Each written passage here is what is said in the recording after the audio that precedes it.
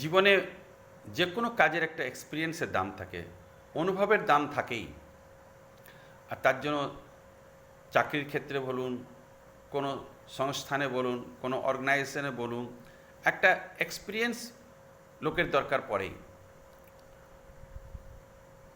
তো যাই হোক, এখন একটা মশা আর কি, ছোট্ট বাচ্চা, তার এখন ডানা পাখা গজিয়েছে।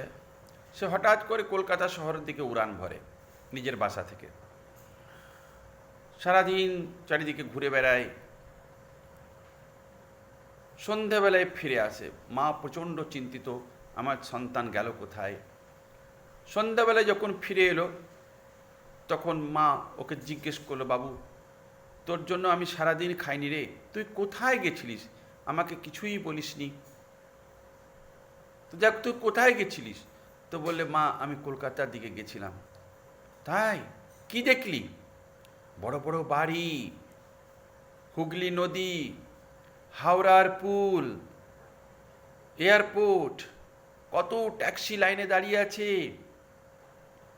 আচ্ছা, আর আমি জানো খুশিতে সারাদিন কিছু খাইনি। তাহলে তুই কী করছিলিস? আমি সারাদিন খুশিতে লোকের কানের কাছে গিয়ে গান করছিলাম, গান। আর মা জানো, আমি যখন গানটা করছিলাম না, তখন লোকে খুশিতে মন্ত্রমুগ্ধ হয়ে হাততালি দিচ্ছিল, হাততালি। মায়ের তো অনুভব আছে জীবনের, না? এ তো প্রথম জীবনে উড়ান ভরেছে, পাখা গজিয়েছে। মা বলল, চুপ বেটা, তোর জীবনের কোনোদিন অনুভব নেই, এই তো শুরু তোর জীবন।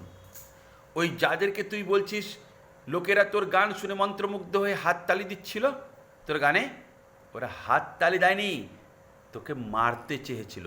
তুই যখন ওদের কানের কাছে যাচ্ছিলিস আর গান করছিলিস গু গু গু গু করে, তখন তুই ভাবছি ওরা হাততালি দিচ্ছে।